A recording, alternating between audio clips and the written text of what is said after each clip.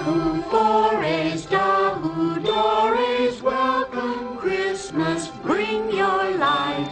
Hey everyone, it's Jonathan and welcome back to Christmas in July on Every Version Ever. Last year I did every version ever of the Nutcracker, and of course every version ever is technically hyperbole, so there are more Nutcrackers to go, and I was planning on doing another batch this year. However, I also had another idea that I've been kicking around in my mind for a while. What if I did a different story every year for Christmas in July? I will get back to Nutcracker eventually, but there is another story I've wanted to do for years now, Dr. Seuss's How the Grinch Stole Christmas. And for this one, every version ever is not hyperbole. In fact, I can actually go above and beyond the 3 official versions that are out there. Everyone knows about the original animated Christmas special, the live-action Jim Carrey film, and the recent animated adaptation from Illumination starring Benedict Cumberbatch.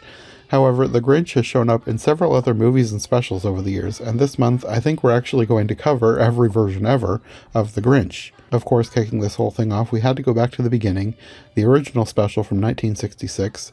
I invited several friends to join me for this one. Today I'm joined by Carmen, aka Pikachu Cat, Mark, aka The Animation Commendation, and Nicki, aka Trivial Theater, and we're talking about the very first adaptation of Dr. Seuss's Christmas classic from Looney Tunes animator Chuck Jones, How the Grinch Stole Christmas. And then, unbeknownst to probably most people, there are actually 2 official sequels to the original 1966 special, Halloween is Grinch Night from 1977, and The Grinch Grinches the Cat in the Hat from 1981, and we're talking about them all.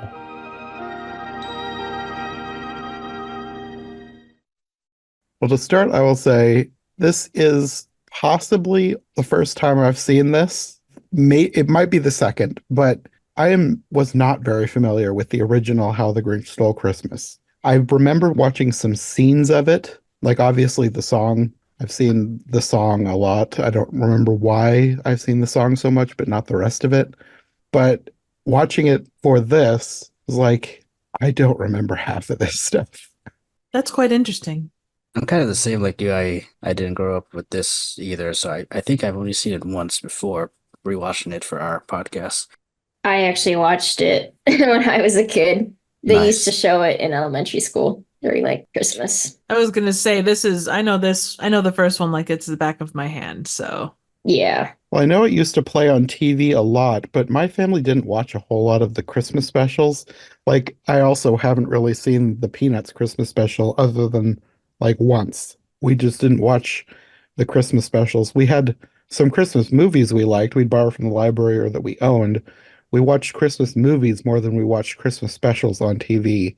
We weren't the family that eagerly anticipated the stop motion Christmas specials or the Peanuts movie or the Grinch. We didn't wait for those to air like some families did. I know my cousins did. They all loved Rudolph and Frosty and the Grinch and Charlie Brown, but my family didn't watch those much at all. That's interesting. well, and it goes to show you every family works a little differently in that respect too. Mm-hmm. Yeah, for me, the Christmas special that I would watch every year, as Jonathan knows, it was Arthur's Perfect Christmas. That was what I would look forward to because I Nice. only had PBS, and that was kind of the only Christmas special I think I could watch. Well, it's a good one to choose, I'd say. I agree. Yeah, definitely. I love it. I would imagine watching the animation style of even the original and the sequels or sequel and prequel is quite jarring compared to like looking at something like Arthur, just because it's not a downgrade, but it is so typical of that era. You know, because Mhm. you've got one from the 60s, you got one from the 70s, and one from the 80s. And the 60s one in particular is very Looney Tunes. Like, obviously, this is by Chuck Jones, but like, just the way it was animated, the different movements, the way the dog reacted to things, the facial expressions, it was basically a Looney Tunes cartoon. I think I read. Yeah, I didn't even think about that, but you're right. It is totally Chuck Jones in its approach. I think I read somewhere that in the end, the Grinch and that ended up looking more like Chuck Jones than it did Dr. Seuss's actual drawing of how the I Grinch looks in the book. I thought that tonight because I decided to watch it again and I bought the book. So I was going through the book with the special just to see how much it was the same. Because I thought to myself when I was putting this together, I was like, I bet this is going to be the first story that is word for word exactly the same with the book and the special. And I was wrong. But no, they have a lot of details in the special. I was kind of surprised at how much it differed. Like it's obviously very similar, but there was enough different that I was kind of surprised. Like different lines were omitted and little word changes. Like instead of hanging a mistletoe wreath like he did in the book, they changed it to holly who wreath. It was like that's kind of I don't know. Somebody wanted to do some artistic license, and all the gadgets. None of the gadgets that they named off were in the book, which I was surprised by because they all seemed like something that Dr. Seuss would write. I think they had to fill the half an hour time slot. Yeah. Yeah. Well, they added songs too, which the That songs true. obviously weren't going to be in the book. Yeah. The songs were iconic too. Oh, Yes. very much. Very much. I would say too, like, and I guess I've never really noticed, but Googling up the Grinch and the way he looks in the movie versus the way he looks in the book. There's the shot of where he smiles, like, his hair parts down the middle and then he does this really crazy smile. Reminds me of like Gossamer and stuff like that from Chuck Jones. So yeah, I never gave that any thought, but looking at that picture, it's like, oh my God, it's totally Chuck Jones. Like the stuff that he would do. Yeah, it definitely is. I didn't think about that until you said it. Kind of that deranged, like just insane smile. Mm-hmm. Like good deranged, but still. And now that we're talking about it, I know we're not to the sequels yet, but like when I was watching the sequels, I was like, they really changed the look of everything. But I'm kind of thinking the sequels are closer to the book than the original was in terms of the style, like the shape of the Grinch and his face. Sure. Oh yeah, very much so. Like it's still different, but it's closer to the book, I think. Absolutely. I'd even say, and I know we're not talking about it in this episode, but the DreamWorks or the Illumination Grinch has quite a bit more look, like it looks quite a lot more like the book Grinch than what this special does. Yeah, it does. One thing that I was surprised looking up the voice cast, June Foray was Cindy Lou Who. She was kind of like in everything back then. True, but I just never would have even thought of her as the tiny Who child. She was a talent. It's also interesting. She looks kind of different in the book. Like I feel like, and I don't know, like the illustrations are not exactly consistent, but like the scene where she wakes up in the middle of the night, she looks, well, I read that Dr. Seuss and his wife argued about whether the Whos were humans or insects, and she looks very insect-like in the scene where she wakes up in the book. Like she actually has antenna, and then when I watched it again, I realized she has antenna in the animation too, but she also has hair, which I had never noticed before. Yeah, I remember as a kid, I was like a little bit. I think for like the longest time, I thought like she was like some sort of like an alien. Like I think she confused me as to what exactly the Whos were. I could totally see that as an alien. Yeah, but yeah, I also like because I read the book as a kid and I noticed the design difference, and I was like, I'm like she looks human here, and then like kind of bug alien like here, but. I don't know. Cute, at least in both, just when one looks slightly less human. It's probably partially to do with the fact that the Who's, I think they originated in the book Horton Hears a Who, which I was more familiar with as a kid. And they're like minuscule. Like I think in that book they live on a speck of dust. Like it's an entire world on a speck of dust. On it like a dandelion, yeah. Something, yeah. I think too in the Jim Carrey 2000s movie, they actually live on a snowflake. Yes. Yeah. So I don't know if that was his thinking for designing them semi-insect-like or not. So if this takes place in the same universe, imagine how small the Grinch is. Well, speaking of Grinch size, I also did not realize if you look at the illustrations where he's standing next to the Who's, because most of the illustrations, the Who's and the Grinch are not drawn side by side, but in the few that they are, the Grinch towers over the Who's. He is a completely different species. He is monstrous compared to the Who's. He's a Grinch. Yes. Which, like, I think it's because I'm too familiar with the Jim Carrey version where they're just basically the same species, but he's like mutated and green or Oh, whatever. okay. It never occurred to me that they were two different species. I just thought he was a weird green who. I only saw that once. Yeah, but in the illustrations, he's something else entirely. He's huge. I would just assumed he was kind of like that Bigfoot or whatever monster that lives on top of the hill kind of a deal. He probably is. But he also, another thing that I read while I was researching, Dr. Seuss based him on himself. Mm. He Really? he felt like the Grinch about Christmas.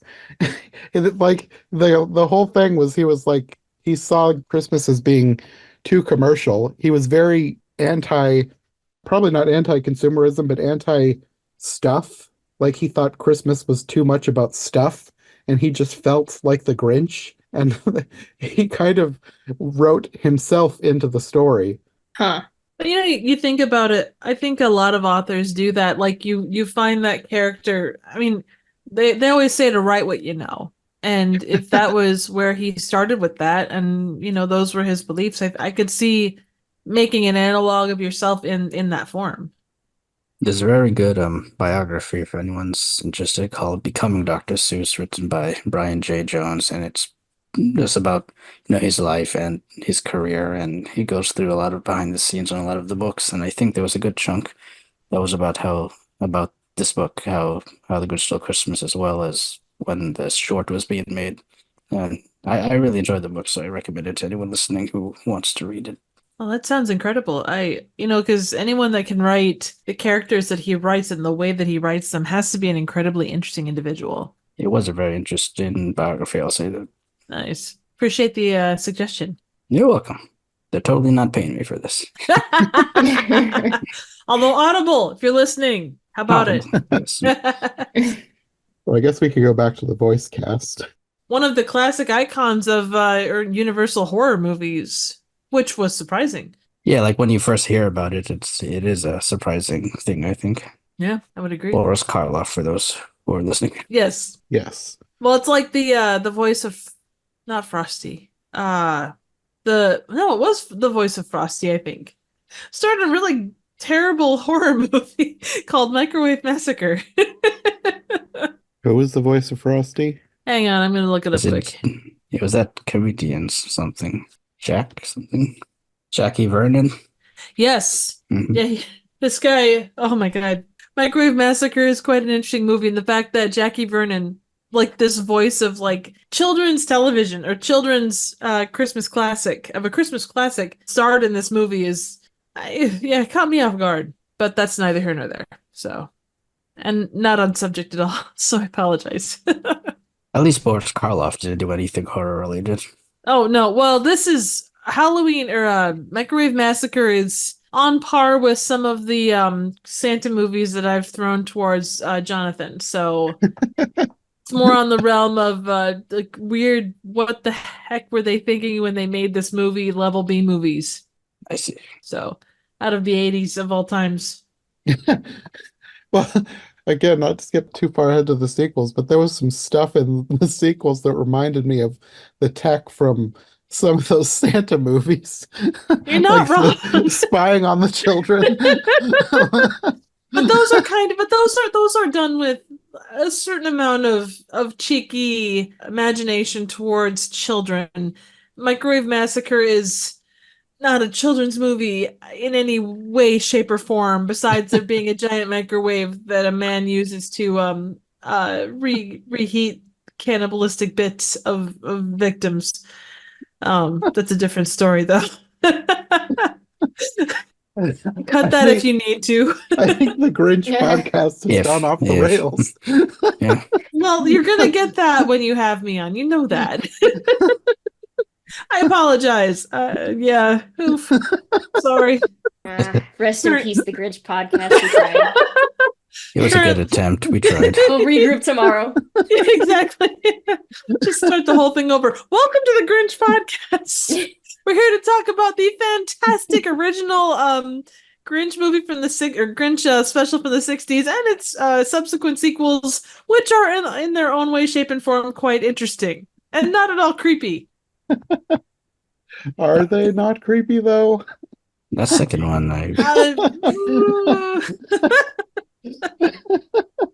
I'm so glad I did not watch the Halloween one as a kid. Because, like, that would have traumatized me. I was watching it, I was like, who is this for? That is actually a really good question. And well, with any bit of media, it's always a good thing to question that. Like old or new media, who was this made for? Was it made for kids? Was it made for adults? Was it like family oriented? Was it a weird mishmash of all of the above? Yeah, the Halloween one specifically was, I don't know how to explain that, but we'll get to it.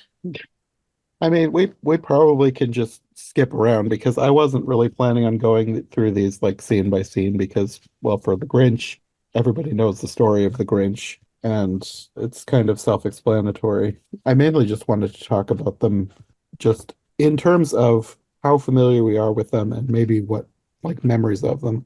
Because most people, other than me and apparently Mark, grew up with the Grinch.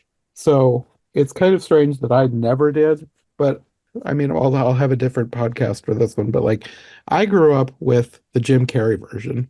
For whatever reason, I don't know why that was so popular in my house, but my brothers kept, I think with, I don't remember if it was taped off the TV or borrowed from the library, but that one was just played all the time, quoted endlessly, the Jim Carrey version. And we hardly ever watched this one, the normal one.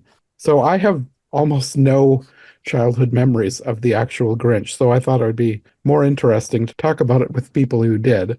yeah. I mean, for myself, Grinch, the '60s Grinch was a staple of Christmas. Not the book actually, which is weird, but I never like I had a couple of the books, but it wasn't ever really a thing. My first introduction to Seuss as well as the Grinch was the special. Oh, that was the introduction to Dr. Seuss. Yeah, Okay. yeah. I probably read a couple of the books as a kid, but this is my earliest memory of Dr. Seuss, I guess. Mm. Or maybe just the one that stands out the most over the course of time. But yeah, I mean, the Grinch was always just there. It was never a thing where it wasn't. So I guess it was always something that I enjoyed. It was a staple. It wasn't really a question. So Yeah, for me, I was a big fan of the Dr. Seuss book growing up. I did read a lot of them as a kid, and like I said before, the this special, How the Grinch Stole Christmas, I never watched at all as a kid. I think multiple reasons. One, I don't celebrate Christmas, so I think that's one reason. So I'm not like looking forward to multiple different types of Christmas specials to watch every year. And two, I used to only watch PBS, and that would not show on PBS, so I didn't really have access to it. And for some, I would get all my stuff from the library, like on video or whatnot. And I don't think we had How the Grinch Stole Christmas on VHS there, so I never saw it until I think the first time I saw it was maybe 6, 7 years ago. And this is actually the second time I've seen it. I'm watching it now for this podcast, so I don't have any nostalgia for this. I do think it's a good adaptation of the book. I mean, it does what it needs to do in half an hour. I don't think it's like my favorite of the Dr. Seuss specials. I grew up a lot with the Cat in the Hat special. That's one like I could like if you're doing a podcast on that, Jonathan, I'll definitely be up for that one. That one I could quote that like from beginning to end. That and like the Sneetches. I had actually thought about doing different Dr. Seuss things for the podcast. But the one I grew up with, not really me. I think it was more my younger brothers, but I watched a bunch because they kept, I think maybe one of them owned it. I don't remember. We had a basement flood and I don't know what happened to all the VHSs, but we had Horton Hatches the Egg. We watched that a bunch. So that's the one I'm most familiar with. I don't know that we even had any books. We might have had Green Eggs and Ham. And I don't think we had any of the other books. I probably borrowed some from the library, but never repeatedly. So I didn't really grow up with much Dr. Seuss. Mm. I was always aware of him and I would read them here and there. Like if somebody else had one and I was at their house, then I would read it. But like it wasn't something that I was obsessed with. Like my favorite, as a child, my favorite author was Bill Peet, who I later found out was a Disney artist. wow. What did he write? Like novelizations of the movies? No, he was a children's book author too, but he wrote, Oh, okay. there was one called The Wingding Dilly about this crazy mixed up creature thing. Wingding Dilly. Yeah. No, he had a lot. My favorites were his books. It was just supposed to be like I don't know if you would call it like a scientific journal or it was like rhyming too, so I don't know, but it was just talking about various made up animals that he invented. And that was like one of my favorite things, reading his books of made up animals. Most of his books are out of print because I wanted to buy them for my nephews and they were like $60 for one book. And I was like, oh, I can't afford that. Oof. But yeah, anyways, Dr. Seuss. Most people had all tons of his books, read them all the time. I didn't. It was kind of weird that my most familiar thing with him was a special about an elephant hatching a bird mutant. Isn't that Dr. Seuss generally everything is kind of mutated from what's like the norm? Yeah, kind of. Even his supposedly normal creatures, like the cat in the hat, it does not look like a cat. No, Definitely not. the Lorax perplexed me as a kid, but Mm. I was thinking back on it, and when the Lorax movie, the Illumination Lorax came out, I think I was in second grade, if I'm recalling correctly. Oh, I feel old.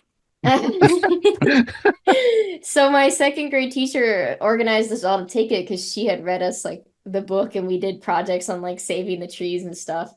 And I was so obsessed with this movie that for my birthday, my mom made me a Lorax cake. Aw. That's I nice. know, and it's just so funny thinking back on like how obsessed I was because I didn't know what he was, and it drove me a little insane that I couldn't figure out what the Lorax was. Like the Cat in the Hat was like a cat, and then they had a Yeah. bunch of fish characters, and sure the fish looked like mutants of cats and fish, but it's fine. But the Lorax, like I don't know, I had an emotional attachment to the little orange dude, and I did enjoy the 25-minute animated short that adapted the Mhm. Lorax book. I don't remember what year they made it, but that was what got me like really into Dr. Seuss, I think, was like that short. And then the Grinch, the old animated Grinch, that I also was like I did not want to watch the Jim Carrey one for like the longest time. My family always wanted to watch it around Christmas time, but I always insisted that we record the animated one because Nice. I preferred it so much over the Jim Carrey one. And then I grew up and I realized that the reason why I probably preferred it was because I just didn't get a lot of the jokes that were being said in that movie. They were going straight over my head. No, I'm with you. I think the animation one's way better. Yeah. So I had like elementary school, I think I had like a fascination with like the art style of Dr. Seuss. I think it would be safe to say. He does have a very unique and Yeah. recognizable style. He does. Like here in I live in Orlando, so I go to the theme parks every now and then. And in Universal Studios here, we have a Dr. Seuss land, and everything is designed like Dr. Seuss. All the buildings and all the designs, the artwork is just like if Dr. Seuss himself did it, and it's like you could tell it's just so unique in his style. His book, Oh, the Places You'll Go, is like something something like your relative gives to you when you graduate Yeah. Mhm. elementary school, middle school, high school, and college. Like my So parents never got me it because they said it was like cliche. And when I was like in fifth grade, I'm like, I want the Aw. book. But they're like, no, you get a yearbook. I remember my cousin getting it when she graduated, and I was confused. I don't think I'd ever read it, and nobody gave it to me. I'm not sure if I've even ever read it myself. I've read it. I don't own it. It's just so funny how like in some ways the Places You'll Go book was almost substituting for like kids' yearbooks because everybody was just signing that book. I think maybe she did that at her graduation party too. I think they had a table set up that you could sign the book. Hmm. You're unlocking a long forgotten memory. Yeah. Yeah. And then somewhere on Facebook is a bunch of posts of that party or like my fifth grade graduation, just a bunch of moms saying, oh, the places they'll go or whatever, like 15 million times. And everyone being like, oh, they're so cute. I'm pretty sure my mom did that too. Even though we didn't have the book, she would constantly always say on Facebook after like me and my brother graduated something, oh, the places you'll go. It's just, I don't know if people do it anymore because, like, honestly, my mom's a fifth grade teacher and, like, kids don't really talk about Dr. Seuss anymore. Like, she used to teach first grade too. So I know this because I've interacted with these kids, and they don't really know Dr. Seuss. Yeah, I So don't think his books are read as much as like the other generations were. I know a lot of schools still celebrate. I think March 2nd is his birthday, and I think that's like Dr. Seuss Day. So a lot of schools, I think, still dress up like Dr. Seuss characters on yeah, those days and whatnot. yeah, I know my sister-in-law does stuff with my nephews. They homeschool, so she has like all of their birthdays are themed around different things. A lot of times it's a book, Mm, and Dr. Seuss is a favorite. I know she posts something on Dr. Seuss Day, like they make a cake or whatever. So, well, I mean, they're homeschooled, so it's not exactly like a public school thing, but some kids yeah. like Dr. Seuss. Probably because I suppose my sister-in-law grew up with Dr. Seuss, and now she's doing it with her kids. So it probably depends on the parents. Yeah, I feel like if you grew up with it, you're gonna grow your kids up with it too. 100%. Like when I was younger, I know when I say younger, like maybe in my teens, my goal, I wanted to read every Dr. Seuss book that he wrote. I think I did complete it. I don't remember. think I tried to do that too at one Mm, point because I have so many. And a lot nice. of them are like Cat in the Hat variation books, but I remember I read Dr. Seuss for like a while, probably longer than like most kids normally would because you like eventually age out of that reading. But I just really enjoyed his writing and his art, so I would constantly pick them up in the library. Oh yeah, same. I even remember when I was young, I got like a Cat in the Hat book, but it was like you wrote your own adventure or something like that in the book. It's at home. I'll have to like find it whenever I go back home in like 3 days. Oh, But I don't think I know that one. yeah, it has like a yellow cover. And I just remember there's a bunch of questions inside about like yourself and then like if you were like a character in a Dr. Seuss book, like what would you be like? Something like that. I'll have to find it. That sounds cool. Well, one more voice that I wanted to make sure to mention was the Oh yeah, back singer. to this. Thurl Ravenscroft did the song, the main Grinch song. You're a mean one, Mr. Grinch. He keeps coming up on my podcast, but I'm doing a lot of stuff around his era. But I think it's funny that a lot of people don't realize that he was also the voice of Tony the Tiger for Frosted Flakes. Bit of a tangent, but have any of you seen the movie on Frosted that Jerry Seinfeld made? No, it's on my watch list. I saw some stills, but I haven't actually seen it. I like it a lot, but it's kind of it's like a fake retelling of the cereal wars between the Post Company and General Mills Company about making the Pop Tart. But anyway, Thurl Ravenscroft is one of the characters, and she played by Hugh Grant. Really? Yes, Oh my gosh. you got to see the movie just for that. I definitely should. That's hilarious. I had no idea. I knew about the movie. I saw some pictures. I knew there was like a giant Pop-Tart mascot costume. Yeah, yeah. That's about all I knew about the movie. No, it's a real. I know it got a lot of bad reviews, but like I really liked it. I thought it was really funny. But just keep in mind, it's like a fake true story. Yeah, I knew it was fake. Yeah. I mean, there was a giant Pop-Tart person, so that didn't seem historically accurate. I definitely want to see it now just for Thurl Ravenscroft as an actual character in a movie. Definitely. This might be this. I could be wrong, but I think this is probably the first time he's ever been played by anybody in a movie or TV show. Probably. I would assume Interesting. so. But yeah, he wasn't credited in the How the Grinch Stole Christmas special, and I think Dr. Seuss afterwards like wrote him letters of like apologies for that, and tried to get the word out there that oh yeah, it was him who sung the song, it wasn't Boris Karloff. Yeah, for a long time, I always just thought Boris Karloff did it, but that was before I was familiar with Thurl Ravenscroft, because everybody always talks about Boris Karloff as the Grinch. Mhm. So I just assumed that he sang the song too. I think a lot of people assume that, but no, it was Tony the Tiger. Tony. That's great. I get the reference. Yay. Well, other than the song, I think my favorite part of this special is the faces that the Grinch makes. Like when When he he's has an getting awful his idea. awful idea. The way his face is animated and the huge evil smile that creeps up on his face. I just love that. It is very well done. Yeah. It was one of those scenes where it's like so Looney Tunes. Just Everything about that style was just perfect for this. It's like the best GIF too. Oh yeah. Yes, yes, It covers so many experience or so many different scenarios in life. it Very does. much. I was surprised by because I haven't watched this in a while. So I was surprised the animation I kind of like I was like, yeah, this holds up to like what I actually thought it was going to be. I enjoyed the animation of this one better than the other two. And I Oh, feel like that's just definitely. because Hmm. Yeah. this one seems like it definitely got more budget. Mhm. Yes, More Just care. yeah. yeah, more care, like just in the movements and how they draw the Grinch, because how they draw the Grinch differs between like the three of them, It's and different in all three. It's yeah. yeah, Yeah. and so this one, the Christmas one, is obviously the best drawn Grinch, and it's just like it was so fluid. It was like it was yeah, so Looney Tunes, and Hmm. it was perfect. And I'm like, we need more Christmas specials like this. We do. Who's the Chuck Jones of the today? Oh yeah.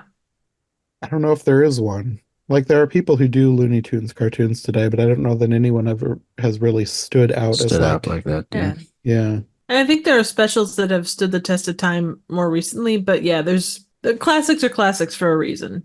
yeah. Very true. Some of it's nostalgia and some of it's just because they're that good. This one is both. Oh yeah. Even just for the song. The song is iconic. Yeah, everyone knows Yeah. the song, even outside. Like I knew the song before Yeah. I even saw the short. I also liked the just like the opening song Oh yeah, of yeah. it too. Yes. The little chant, like I liked that too. It was like perfectly encapsulating that era of Christmas. Yes, yes. I mean, I wasn't around to see it airing, but yes. Well, I don't think any of us were, but Jonathan speaking from experience. He's like, back in my day. of the Christmas media that I've seen, this seems to perfectly encapsulate that era. Yeah, it's just funny how like people from different eras can watch it, but we all will be like, that's what Christmas felt like back then. Hmm. Well, I think too that it's like the Twilight Zone or any of that stuff. The best media transcends time. Yeah. It's It's as timeless, relevant, yeah. yeah, as relevant now as it was when it came out. And you could have brought it out 20 years before or, 40 years later, and it's still going to have the same message. And impact. Yeah, 100%. Hmm. I think one of my criticisms of this short is I think Boris Karloff does a great job as the narrator. I don't think his voice fits very well when he's actually voicing the Grinch talking. To me, I don't know if it's because he's still delivering his lines in a narrator sort of way, so it doesn't really match like the lip movements of the Grinch. But every time I hear his voice when the Grinch is actually moving his lips, it doesn't seem to me, it just seems off to me. I might be the only one. Well, and the idea is as valid as anything else, and what you hear is going to be different than what someone else hears. So, yeah, no, absolutely, that's fair. That's a fair criticism. It probably has to do with the fact that if he's narrating, then it almost seems like the Grinch is sort of lip syncing to the narrator. Yeah. So if you're too focused on that, then it would seem off. So like I kind of wish it was full narration and the Grinch we never actually see him moving his lips to anything. That was one thing that I noticed about the book. Like the Grinch does talk some in the book, but I noticed between the special and the book, they changed a lot of the narration of the book into lines for the Grinch to say. Mm. It might have been a thing at that time as well, just like to have Probably. a completely passive experience Yeah. as an audience member. It probably would have been a little off. Like I'm sure they thought it made for a better show to have the Grinch actually speaking more. But if you're like paying attention more to the book and more familiar with the book, it probably will seem a little weird. But I wasn't that familiar, so I didn't notice until I was like going through the special with the book and looking at all the differences. And then I noticed that the Grinch had more speaking lines in the movie than the book. I think of like all of the Grinch voices. I'm thinking like the Illumination one too. The classic is still my favorite. Mhm. I didn't totally, I'm jumping ahead a little bit, but I didn't totally vibe with the other two voice actors that played the Grinch. I think it's just because they just sounded a little bit like older and they gave him like grumpy old man vibes, which I don't know. Like the Grinch does look old and he probably is a grumpy old man. Like, I don't know how old he is. I don't know Grinch lore. But like, I mean, in the book, it's like 53 years, and I believe let me check to make sure, but I believe that was on purpose because I think that was how old Dr. Seuss was when he wrote it, because he was writing himself as the Grinch. do you think after he wrote it, like the Christmas ghosts of the past, present, future visited him and were like, "You're being a Scrooge right now by writing this"? Ooh, a Dr. Seuss Christmas Carol. Now I want that. That could be interesting. Yeah, Grinch would play Scrooge, of course. I'll go pitch it, and then they'll make it all in CGI, and it'll look terrible. Oh yes, we gotta go to a hand-drawn studio. Let's kickstart this thing. Well, I looked it up. It was 53 years. So the Grinch has been glowering over Whoville for 53 years, hating Christmas.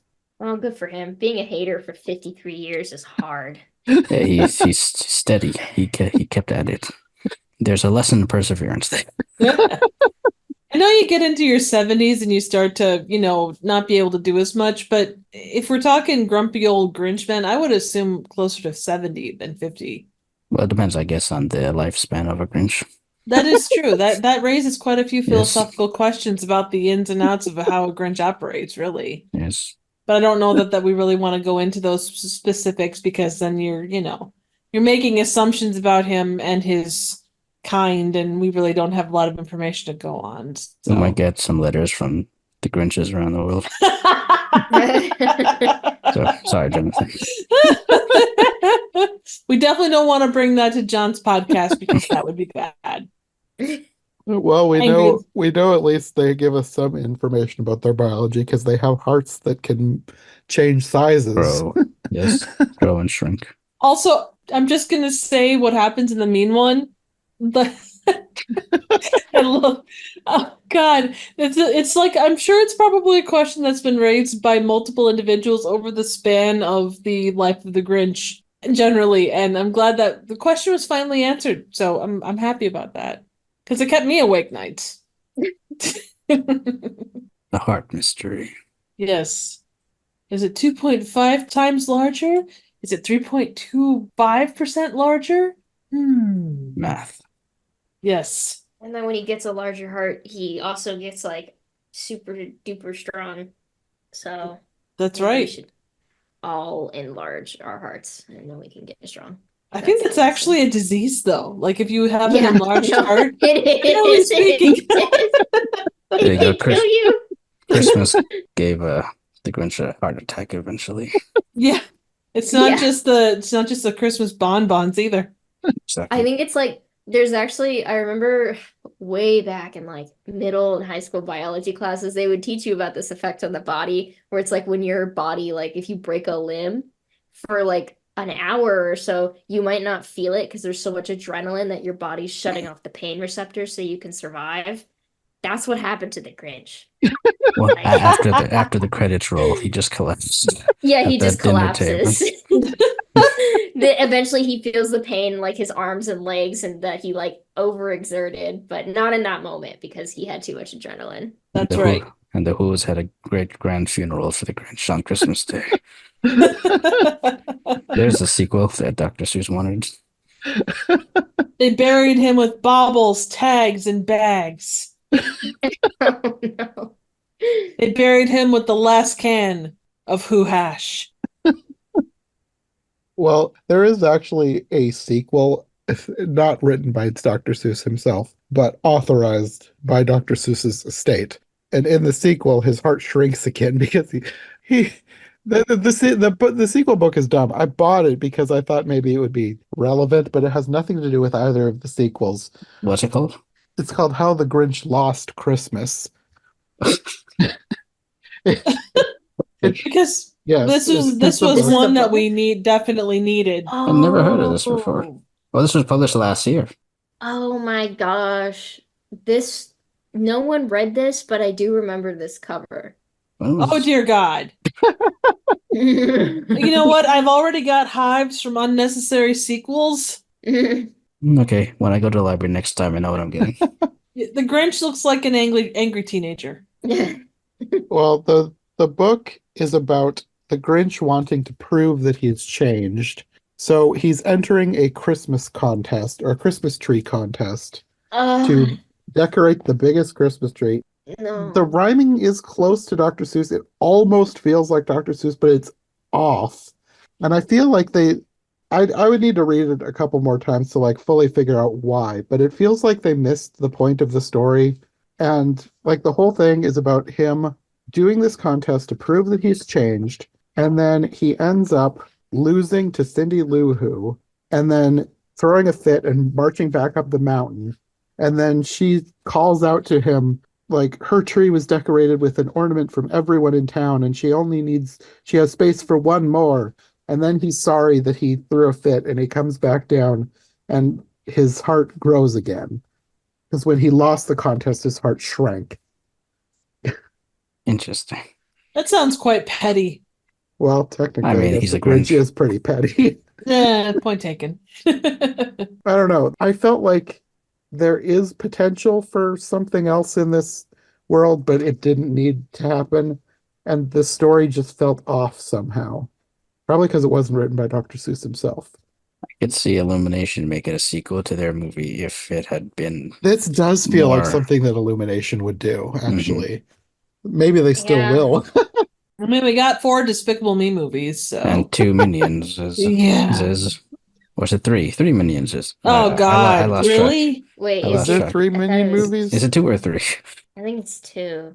Let me check. I don't know. It's gonna bother me again. You know, We don't when talk did the- about Minion. when the Despicable Me 4 trailer came out, my friend sent it to one of our group chats, and I'm like, I already saw this movie, and they're like, Carmen, no, this is a new movie, and I'm like, I watched the trailer, and I'm like, I literally could have sworn to you on my life that I watched this movie because it looks like the same formula and everything, and I'm like, I could have sworn to you there was already 4 of these, and I saw this like. Okay, it's only 2 Minions Oh, is it? Oh, okay. for now. Oh, when I looked up the book, The Grinch Lost Christmas, it's funny, a headline popped up saying, "We regret that the Grinch appears to have lost Christmas in a forthcoming sequel." Well, don't worry. By the end, he regrets his actions. His heart grows again, and he finds Christmas. I'm glad he learned that lesson the second time. Sometimes people need multiple times to learn lessons like that. That's true. That is technically true. That's a big lesson to have to learn twice. I'm just saying. Maybe it should have been the Grinch sees a therapist and then No, we stick to Christmas trees. It's all about the Christmas trees, and Grinch you know. sees the Christmas therapist. There you I go. fixed it. Now I'm just imagining one of the little insect who's with a giant Grinch lying on a giant couch with a tiny little Who therapist writing notes next to him. Yeah, it's basically Jiminy Cricket. Kind of. We are describing the intro scene of the Grinch 2 trailer from Illumination. There you go. There you go. I like it. Yeah, we thought of it first, so That's right, gosh darn it.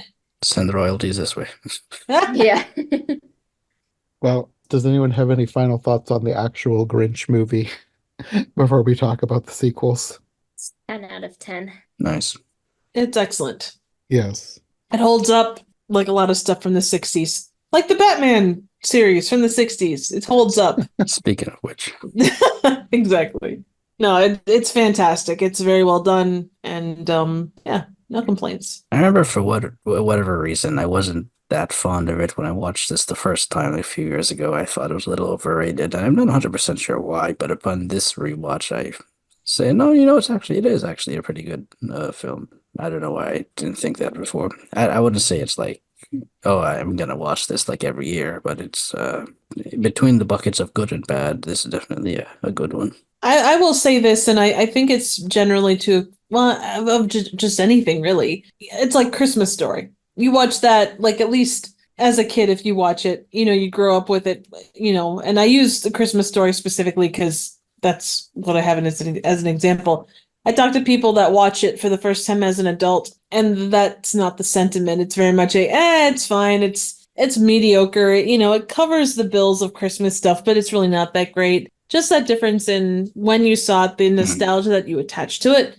I think with all that stuff plays quite a big role, especially when you're talking Christmas stuff. Well, moving on to the sequels. One down, two to go. Yeah, exactly. Halloween is Grinch Night. I don't remember for sure, but I think this was the first of the three specials that I saw in my life. So I think this was probably my introduction to Grinch in animated form. I'm not 100% sure. How did that happen?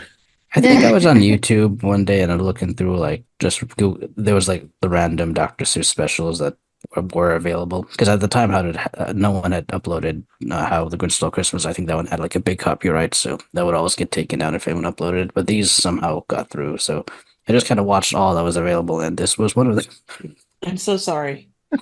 I don't dislike it. It's interesting. It is that's a good way to state it. So like what Carmen was mentioning earlier about the voice, I didn't really have a problem with Hans Conried voicing the Grinch. I kind of think it kind of works for me. I could see Hans Conried voicing the Grinch and like the voice fits. Because remember, I still had that issue with Boris Karloff voicing the Grinch when he's actually saying stuff. So it didn't really stand out to me too much in this version with Hans Conried. Maybe that's why you didn't like the Grinch in the first one, because you saw this one first. That doesn't sound like Hans Conried. I just thought this thing was bizarre. Watching this one for the first time was a trip. Yeah. Yeah. I did enjoy when the grandpa was Josiah, the kid was And Grandpa Josiah said, Nicaraya says, Grandpa Nicaraya. Josiah says, he just keeps going. He goes off and says that he needs to go use the euphemism. Yes, That was the was best the part. one part that made me laugh out loud when the kid said he had to go use the euphemism. He had to go to the euphemism, yeah. And then that's repeated throughout. I And also the grandpa's like, you don't go to the euphemism when it's night like this. And I was like, why? What do you do then? There's a bucket. I mean, yeah, it's either like go in a bucket or be blown away. Yep. Like, yeah, take your pick. Yeah. But also when he said that, I'm like, what is he talking about? And then I realized, but I literally I Googled the Wikipedia term because I'm just like, this is something I have never heard used ever. I'm pretty sure that Wikipedia. nobody has used that previous term or that term ever. I think that's part of the joke, yeah. Yeah. Oh, yeah. I also did look up because I'm a weirdo. 1977 was when this came out. When Grandpa Josiah talks about not opening the door for $1.50 or $2.50 or $6.60 or $60.60. $1.50 is equal to $7.54 in modern day American currency. $2.50 is $12.57. $6.60 is $33.19. And $60.60 is $304.70. If you wanted to know. Which brings the question that I have for everyone. Like, how bad does a night have to be for you not to go out if someone offers you $66,600,000 and an extra 66 cents? I mean, how Offer far me outside are we $20 and I would talking? walk out. How far out the door are we talking? Are we talking like a foot, a whole body? I don't know. I'd say a few feet. Yeah. I mean, I'll do it. I need the $66 million. As long as I can have a flashlight, sure. I don't need a flashlight. You just need to promise me $20 and I will be out that door. Carmen's like, $20, I got this. My question is, where did the idea for this come from? Like, Drugs. who watched the original Grinch and thought, you know what this needs? A prequel where the Grinch is called in to cause terror during a storm. I'm assuming drugs. Yeah, that's usually a good answer in the 70s. I suppose, but I'm still questioning like how it got all the way to production stage. I guess someone wanted to make a Halloween special and they thought, hey, what's a good Dr. Seuss scary character? Like, oh, maybe the Grinch, and I guess they just went from there. But the weird thing is, the word Halloween isn't mentioned at all at once in this special. Yeah. Well, I read that they changed the name at some point later on. Yeah, for some releases, yeah. I should have paid attention to my DVD. I can't remember what the title was on the DVD. But I would sort of imagine too that because I suppose they celebrate Christmas. So in theory, like the Whoville would celebrate Halloween as well, but I don't know. I guess how the Grinch stole Easter wasn't Yeah. bank-worthy. Well, they tried it with the Peanuts and the Peanuts characters, and it just didn't quite work. The whole thing just felt like, I don't know, a fever dream. Yeah. Like it's so many random things. Like I think that's kind of like what it was supposed to be, I guess. I don't know, it just felt like somebody had a weird idea and wrote it down and nobody did any rewrites. It was just like, put this into production. Yes, sir. Like, what is this? Oh well, I don't get paid to ask questions. I'll just do it. I mean, not to get too blasé about it, I think a lot of specials from this time, just generally, like, you have like your main one and then you bring out multiple Mhm. ones after that. I think that they just kind of, well, the Grinch is popular. Let's toss him on this. We'll call it a day. I mean, look at how many weird Peanut specials there are, and they're not necessarily 70s per se, Yeah. but they are still cranked. I mean, how many properties even today is that done with where it's like, oh, well, it worked here and people, if we attach whatever thing to it, people will go see it. I think not necessarily as cynical as it is today. I do think does still, I think it affected it then as much as it does now. I think part of it too is like as the cool kids, young kids nowadays say making content. I guess it was Yeah. done to actually fill in time on these TV broadcasts. That is a very good way to see it. Yeah, probably. It did feel like, I guess, oddly paced. Like when it ended, I didn't really feel like much had happened. Oh yeah, it was very Oh, anticlimactic. yeah. The storm just It ended. yeah, it just ended. It's like the Grinch was like, "Oh, the wind is gone. I must go back up the mountain." And also, I didn't like how they portrayed the Grinch in this one because the Grinch is the Grinch, yeah, and Max is well taken care of, even if he is exploited a little bit. There was like that Mhm. fine balance between the Grinch clearly loves Max, but also maybe overworks him a little bit. In this one, he just kind of just abuses Max Yeah, I to the thought like point that that. where too. Max ditches the Grinch and leaves. The way, yeah, it ended with him leaving, and this is supposed to be a prequel, so he must go back to him at some point. Maybe it's like a multiverse. This is a different Grinch. But possibly. This is not canon. This is not my Grinch. I just Hashtag not my Hashtag not Grinch. my Grinch. it made me mad because I'm like I feel like the Grinch like would draw a line at like doing this to his own dog, like I don't know. I mean, he made his dog carry a gigantic sleigh of packages up a giant hill. But no, agreed. I think that I don't know. Like there's that long suffering side character that always gets the comeuppance. I mean, and not knowing, I don't think Max was based on like the Great Race, but there are obviously connections to those characters too. So it's yeah, it got a little weird quick. And like I say, there's not a lot that happened. There was a story, but there really wasn't a story. You have the whole song about Max and his auntie. The Max song is pretty sad. Yeah. But the thing is, like, it didn't really connect. It sort of connected, No, but it yeah. didn't really, like, there wasn't a point. It's like, oh, okay, here's this really sad song. And then at the end, he gets picked up by the kid. But then in between that, there's not really anything that would, move that story along. It's just there just because. Yeah, 100%. That's what this sequel or prequel or whatever the heck it is. It's just, oh, well, we're gonna do this. Oh, he's covered in brambles. He's gonna complain about it for a bit. Oh, he's gonna do this, gonna do that, whatever. So It's one of those stories where things just happen, and it doesn't seem like there's any reason for them to happen. They just happen. Like you have the whole chain of events at the beginning where the sour sweet wind comes in, causes all the stuff to happen, which apparently calls the Grinch down to the town for Grinch Night, which everybody's terrified of.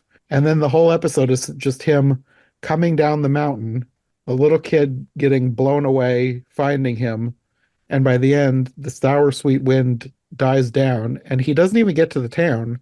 He just leaves. And the kid doesn't even get to the euphemisms. I don't know. He's been holding it this whole half an hour. I just assume he went under the bramble bush with the one of a kind wiggle wag or whatever the yes. heck it's called. I mean, he got blown away. He probably had an accident while he was flying through the air. I wasn't That expecting wasn't rain rain. tonight.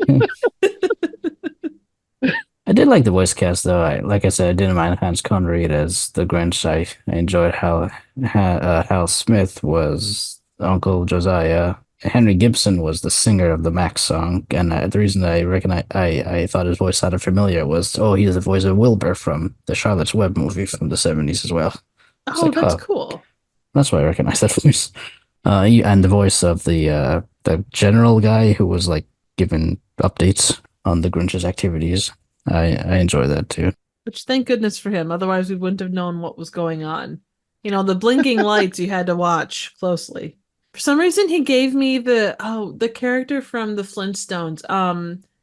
Not the Great Gizmo, the Great Gazoo. Kazoo. Gazoo. Yeah, he gave me Great Gazoo vibes, and I think it's probably just like his headgear more than anything else. But Mhm. And even the songs generally, I did enjoy them. I like not going out on a night like this song. I like the Max song. I like that weird one in the middle with all those creatures. and that is one thing too. The music of any of the Grinch pieces, is always strong. Like whatever the stories are, they you can always count on music. Because I know that Dr. Seuss, he did the lyrics for this and the original, of course. And I think that's actually helps. Part of me was just wondering if Dr. Seuss was sort of just there in name only, because it felt like someone imitating his style rather than him himself. I forget, I know I read the biography and then they talk about this, but I forget the details. Well, I know he was involved somehow, but Mhm. to what degree, I don't know. Not that it's exactly the same, but it felt like weird fan fiction. I guess the only other thing I had to say was both the Grinch and Gaston have a tendency to expectorate and I actually thought that know too. what the word means. So I was like, oh, another animated thing that actually uses the scientific, I don't know if that's scientific word for spitting. Just like, that's very random. Like, you never hear that word anywhere else. and he did it before Gaston, so Ah, he was nice. He was original. a trailblazer. That's awesome. I also love that it was a great night for eyebrows, according to the Grinch. Yes. Yeah, that was weird. I was going to say too, the songs, like, I don't know how much was collaborated between Dr. Seuss, but the songs were written by Joe Raposo, who was like the original writer for songs for Sesame Street. Did he So do that one too, or was it just he did both the Halloween is Grinch Night and the Grinch and the Grinch? Grinches Oh, the Cat okay. in the Hat. Mhm. Nice. So they got some good talent there. Very. I mean, everybody has off days. Yeah. But I think too that any of this Not stuff, that the we look music was bad, but no, just the special in general was strange. but I think we look back and you kind of hold like shows like just for example, Friz Freeling, we hold them to that standard of, oh, they're a master of what they do, but then they did, I mean, they got paid for their work. They did whatever jobs came along. That's just part of what they did. And they're Hmm. going to have the things that shine and the things that are, good and the things that are normal and the things that are kind of Yeah. every creator is going to have that. Every actor is going to have that. So Job is a job. exactly. Then and now. I suppose we can move on to the Grinch Grinches the Cat in the Hat. I don't know which one was weirder, this one or the Halloween one. This one you could definitely see probably had the least budget of the three. But it felt like it had more of a story. Like there was a clear through line from open to close. That is true. It did have a lot more story than the Halloween one. Like, it actually had a point to it. Yeah, I guess you have a point there.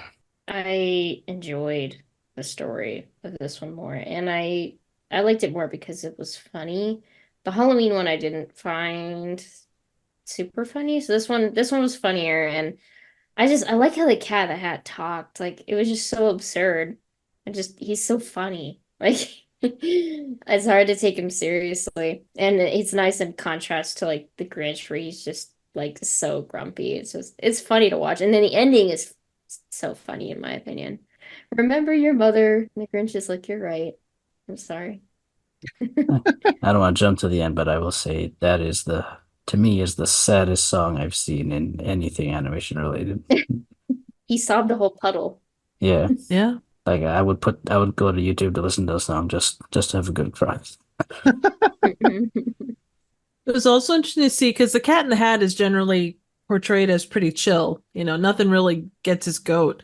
And his goat was really gotten in this one. His goat was got. Yes. He did got that goat there. He's got the goat good, eh? Hey. I Hey. can't blame them. If someone invented a machine that scrambles sound waves and make me sound like a cow, I think I would be mad too. Like, No, 100%. also a sound wave scrambler, which is so absurd and so funny. I mean, I'm not a scientist, but I'm like, I don't know. That's how it works, but all right. Well, they also had a dark house, which is like the opposite of a lighthouse, where it spreads out a beam Yeah, of dark. okay. We don't even talk about that. I do kind of like that as a concept. It was strange in this, but I feel like it could have potential in the right kind of a sci-fi story. I think I was reading it was inspired by one of the later books where the cat in the hat mentions a flash dark rather than a flashlight. Nice. The Grinch of all people would be the one to have a dark A dark light, wouldn't house. he? I think it did a good job of expand, and not that you're going to get a lot of emotional depth from a character like the Grinch, but you did get a lot of depth as to who he was and kind of where he came from, as much as you can. Yeah, it's one of those things where it's like we need to have the Grinch have a backstory. How about a mother? The Grinch lore expands. Yeah, expand the He- Grinch lore. He has a mom. He didn't just pop into existence. Unless you go by the Jim Carrey movie, then that's up for grabs. But well, and there was some of the speculation that what he saw in the mirror was actually his dad. Huh. That's interesting. I didn't think about that. I don't know if it's true or not, but I mean, I could certainly see, because you're influenced by what came previously and the expectations that are put upon you. But maybe that's looking too deep into a simple story too. Are you talking about like people theorizing about this special? Yeah, that's what this special specifically, like when he looks in the mirror and he says good morning to his reflection, and the reflection tells him okay. take the Grinch oath and all that stuff. Okay. That's in theory that was his dad because I his thought you were talking mom about kind his of mother. offset. No. Sorry, that was apologies. I didn't mean to screw that up. No, that makes sense for a theory. Like that's not what they said, but as a theory, that does make sense as to him being chastised for having a change of heart if his father was a Grinch like he used to be. Mhm. Imagine if their entire species, their like whole thing is just being a hater for like their entire life. Like just being grumpy, mad, angry all the time for their whole lifespan. I think they should make another movie. Grinch lore. The Grinch too, the family reunion. It's like a Exactly. Tigger movie, Yeah. except Yeah. he realizes he's the only one. Grinch 2, Electric Boogaloo. I mean, give Mhm. Illumination enough time and I bet they'll come up with something. Very true. Illumination knows how to milk a concept. He'll come after Despicable Me 5 and Minions 3, though. Oh yeah. Oh God. I did have to laugh at the one when the Grinch is talking to the Cat in the Hat in front of his house about how he can change sounds and stuff. The rhyme he's able to make is hilarious. So he says, "The sounds that you make are the sounds of my choice. I can make you sound better or make you sound moist." Oh yeah, I was like, I guess they really needed it to rhyme. Yeah. Well, Rhyme at any cost. there's kind of a precedent for that in Dr. Seuss because, like, in the book, the one line, let me see if I can find it, because it's in the special too, the special and the book. When he's stealing all the stuff, he's on the roof and he stuffed them in bags. Then the Grinch very nimbly stuffed all the bags one by one up the chimbley. Point So- taken. There's precedent for weird forced rhymes in Dr. Seuss. Hey, I'll take a weird forced rhyme over a near rhyme any day. Point taken. Actually, I probably would too, especially in something like this. Like that Wonka movie that came out where when he rhymed chocolate with pocolate. I like that a lot. All I'm going to say is that I will never call anyone Mr. Greenface ever because the wrath of the Grinch is very, very, very extreme. That's supposed to be some sort of slur in Grinch culture. Green face. Apparently. That was the most benign little offhanded mention that just really ticked him off. So do we actually know what it means to Grinch someone when it says the Grinch Grinches the Cat in the Hat? I assume it means follow them and make them miserable. There you go. They don't actually say that. I just kind of inferred that from what he was doing through the whole thing. According to Google AI, Grinching is a verb that means to make someone feel bad to describe someone as a killjoy or a party pooper. Okay. Well, AI knows everything, so The verb of Grinching is used to mean a harsh, grating noise. Interesting. You could also use it to feel embarrassed or ashamed about something. No, that's cringe, not Grinch. You think if you read him the definition, that would also be like a lengthy insult to the Grinch culture? Yes, Very exactly. true. I agree with Carmen. I like the Cat in the Hat's voice. Mason Adams does it in this one, but the voice I'm most familiar with is Alan Sherman, who does it in the actual Cat in the Hat special, but he had died by this time. But Mason Adams does a really good job as the Cat in the Hat with his weird and funky vocabulary, and Bob, I forget the actor who Holt? plays the Grinch. Holt, yes. I think Yeah. he's not a bad Grinch either, even though I prefer Hans Conried. Yeah. And they're the right two characters to put together. Like, imagine a buddy cop film with them two together. Oh, that'd I'd be watch that. hilarious. That Yeah. would be so awesome. I was watching this and I was like, this is like when people online make up their own fan fictions about mashing up two completely unrelated characters. Although these are semi-related since they're both from Dr. Seuss. But it's like, who had the idea to put the Cat in the Hat with the Grinch? Works better than Horton. I suppose. Horton, get your nest and get over here. Hey, but Horton and the Grinch both exist with Who's, so there's that connection. That is true. Uh, uh, now Illumination's going to do that movie. Oh no, they're listening in. That would be the way to tell whether they're listening or not. And they'll be like, no, we totally thought of it on our own. Yeah, right. Been in production for years. I think the thing that surprised me the most was I thought that the Cat in the Hat sounded familiar. So I looked up his voice actor, and he's the guy who did the voiceover for Smucker's commercials. With a name like Smucker's, it has to be good. With a name like Cat in the Hat, it has to be good. And that voiceover he used to do like long before I would have seen it, but he apparently came back in the 90s or early 2000s or sometime when I would have seen commercials, and he did that same line again. And it's just his voice is so recognizable as the guy from the Smucker's commercials. I don't think I've seen that commercial. I just remember them riffing on that all the time with MST3K. I don't know, just that line. I just remember that specific line from childhood for whatever reason. With a name like Smucker's, it's got to be good. I don't blame you.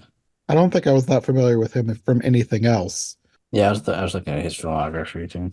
Well, too, there are those voices for every generation. You know, you go to the 80s and you hear the same voices across all of the major cartoons, or like Mhm. Casey Kasem doing Shaggy, or Frank Welker doing Fred. I was just going to say Frank Everybody. Welker is in this too. He played Max. Oh yeah.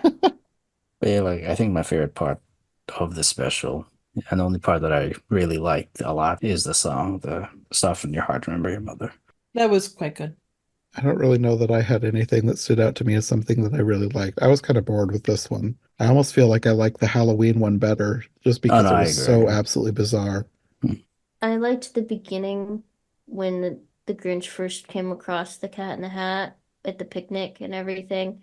I thought that was funny. And I also enjoyed watching them drive their little cars. There's just something silly about it. Yeah. Like there's just the proportions of the cars and their bodies are just silly.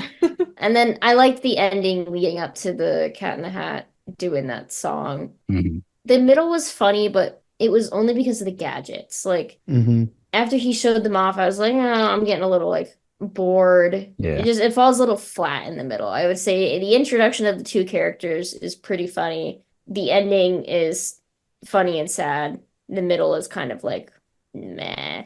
Felt like fluff, a lot of it in the middle. Yeah. I feel like this could have been 3 to 5 minute little episodes. Instead of like one long special, they should have just done like a Broken up. couple episodes of this, but maybe that probably wasn't their goal, but I think a short format would be pretty funny for kind of what they were going for. I feel like something shorter would have made more sense because there was a lot of what you could call filler in this, Mhm. especially all the stuff with the gadgets. Yeah. But I don't know that it would have made sense for this thing because they were trying to do a television special. So Sure. I can't remember if you guys mentioned or not, but is this all you guys' first time seeing these two sequels? Or had Yeah. you seen it before? yes. No, Yeah, I'd very never much seen so. either of No. these. Hmm. I watched The Grinch Grinches the Cat in the Hat. I don't know how I managed to come across this, but somehow it did end up airing on TV in the 2000s. So Nice. I thought it was a fever dream. Like and until Jonathan was talking about it, and I was like, I thought I made that up in my head. Nice. I was content that I was never gonna find this because like every time like I came up with Dr. Seuss, I'm like, they crossed over at one point, and I'm like, no, I made that up.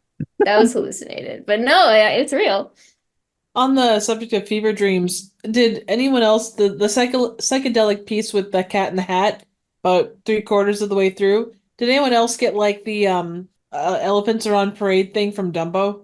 Yes, Kind yes. of, Oh but my you kind of God. always have that comparison when you have something But then you psychedelic in psychedelic. animation. That is true. I actually really enjoyed that part. I thought it was really creative, and the way that they changed up the animation Uh-huh. was kind of neat. I do enjoy when people try something different with animation rather than just doing the same thing, Yeah. especially for something that's already kind of weird. Yeah. Well, considering the Grinch went from brown to kind of weirdly greened back to mossy brown to green to whatever else throughout the course of this. His design is very inconsistent, even within his own specials. Yeah. But this was probably, I think, like looking at what they did in the Halloween special, this was, to me at least, closest to what the book looked like. That could just be me. I could see that. Maybe kind of, I would say that it was a little simpler than the book, but as far as basic shapes, yes. Because this I felt like was the least detailed, probably because it probably had the least amount of budget. Mhm. Also true. Yeah, the part with all the gadgets, as I was watching, I was like, this is exactly the same type of thing that's in Santa Claus versus the Devil. You're true. Very true. I was like, how does this work? Like, where is the camera? Well, why can this guy use this to see whatever he wants to see? Hmm. Which is the same questions that I had with Santa Claus versus the Devil. How can Santa use this device to see all the children? How did he turn everything persimmon pink? Persimmon? Are persimmons pink? I thought persimmons were orange. I thought so too. Now I'm gonna Google it because I thought persimmons were like an orange-ish Am fruit. I labeling it wrong? Or was it? I thought it They was are persimmon. definitely orange. Huh. Maybe I'll Google persimmon pink and see if there's something out there that is. Persimmon pink wigs. That shows up. There you go. The closest you get is the American persimmon, but I would still describe that as peachish orangey rather than pink. Americans always making things wrong. Yeah, no, persimmons are orange, so I think that was just somebody wanted something that sounded good together. Yeah, Alliterative. exactly. Gotta love alliteration. Yes. The guy that did the animations could have been colorblind or something. That's a bad field to get into. Oh, well, you rise above. That's true. Well, if the Grinch is changing color through the whole thing, then maybe.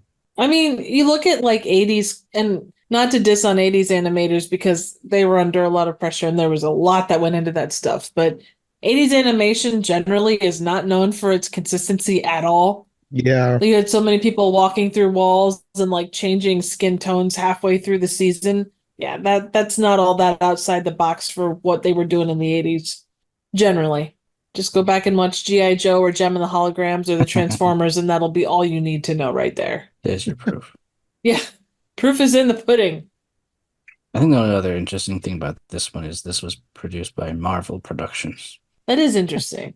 And I think it won an Emmy as well for the music. I think I you're saw right. that and I was like, why this? Just the mother song, man. They're the Yeah. only ones that applied for the award. Okay, that I don't know, but I'm like, you show up. Oh, we did this thing. Okay, here you go. You're the only one that showed up. Congratulations. Nah, Mother Song just like soloed everything else. exactly. It made everyone cry a puddle at the awards. Well, people were more emotional back in the day. Or hardened. Yes. Mhm. Our mothers don't bring tears. That's just a single tear. That's it. Its competitors in that year were 2 Charlie Brown specials and 2 Smurfs specials. It's a pretty tight crowd there. Yeah. I could see it beating the Smurfs, but to beat Peanuts? That's interesting. The one is the Charlie Brown celebration, and the other one is Someday You'll Find Her, Charlie Brown. Is that about Oh, the redheaded red-haired girl. guy? Yeah. Poor guy. Yeah. That's more sad than anything that Grinch could sing about. In defense, he didn't sing anything. That's true.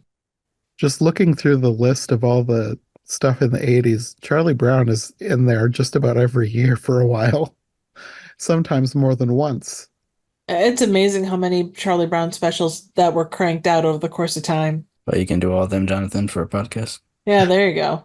I probably should at some point because I would like to catch up on a lot of some of that stuff. Probably not everything, but They're still making new ones on Apple TV now. Are Yes. they? Yeah, Yeah. the newest one was about Franklin. I think that came out like last Oh, month okay. or so. I was gonna say, I remember there being a big thing about the Christmas special only being on Apple TV and how upset people were about it. I think that got they undid that rule. Yeah, I would imagine so. But even still, just the fact that it was there, that makes sense though that they're kind of Mhm. using that and making new specials and such. Mhm. well, I don't think I've got much more to say about these strange specials. You learn nothing else from this. Do not call anyone Greenface or Mr. Greenface, or go to the euphemism during the sour Grinch sweet Night. wind. Mhm. Yeah, If exactly. someone's bullying you, remind them they have a mom. Yes. There you go. If someone's Grinching you, remind That's them true. that, oh, Mom. Now I'm gonna start calling people that like are making fun of me Grinches, and they're gonna be like, "What?" I'm gonna be like, "You're a Grinch." Soften your heart, man. Yeah, Remember your exactly. mother. She just dropped me off. Yeah. Remember your mother. I kind of want to make using the euphemism a term that comes into the public consciousness. We gotta I just think that's hilarious. We got to start doing it in public now.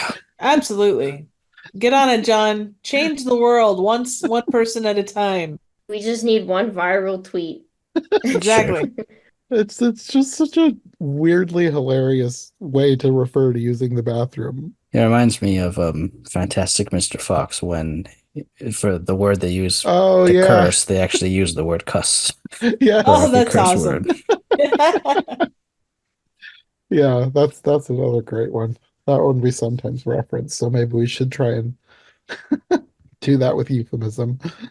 We need a euphemism break right now. It would help if I had more people here around me that had seen this that would find it as funny as I did. Well, you got to start someplace. Just start showing it to people. You have a large family. True, but I can't really in good conscience recommend it as anything other than just the fact that I want them to see someone say the euphemism. Humor is universal. I think if I told them that they needed to watch this, they'd be bored and confused and they wouldn't take my recommendations anymore.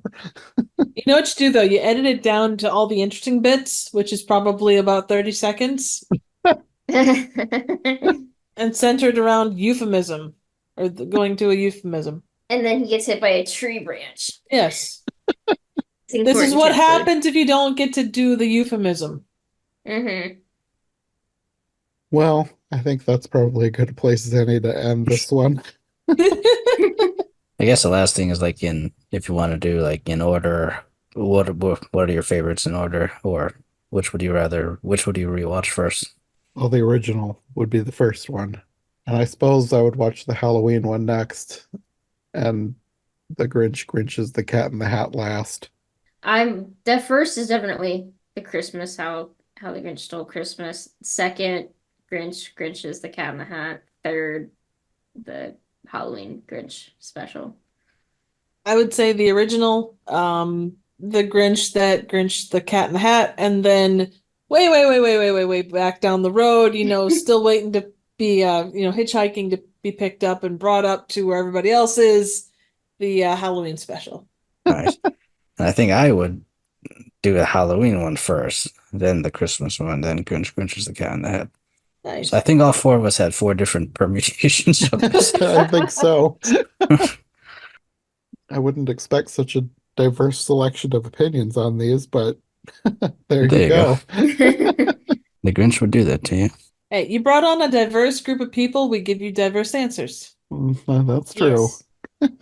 Or else this podcast is going right in the euphemism. Mhm. That's pretty good. I like that so much. I approve. Thanks. Well, until the next time, do you guys want to let people know where they can find you if they want more content from you? Mark? Yeah, you can find me in my blogs. I have two blogs. One is the Animation Commendation at theanimationcommendation.com, where I post animated film reviews, top 13 list, and I host a Who Wants to Be a Millionaire Animation Edition game show for the past few years. And so you can check me out there. And I also have my live action Disney project at myliveactiondisneyproject.com, where I'm trying to watch and review every single theatrically released Disney film ever made. I've been doing it for over 10 years now, and I still have more to do. So follow me there if you care to follow me on that journey. Nice. And Carmen? Yeah, you can find me on Instagram because it's the only place I really post under the username Kiki_doodles. And I post mainly photography, but also sometimes drawings if I'm in the mood. And Nicki? You can find me on YouTube at Trivial Theater. I do a wide array of random, obscure, and straight up bad movies. Okay, well, we will see you next time, and Nicki will be back to talk about the Jim Carrey version in the next episode. So, see you then. Thanks for listening to Every Version Ever. If you enjoyed this episode, make sure to subscribe and follow my co-hosts as well. My link tree and all of our links will be in the description below. If you want more of my content, all my podcasts are available on YouTube as well as most podcast platforms. If you enjoyed this show, check out one of the other podcasts or check out my Patreon for bonus and extended episodes you won't find anywhere else. We'll be back soon with another brand new episode, so thanks for listening and we'll see you next time.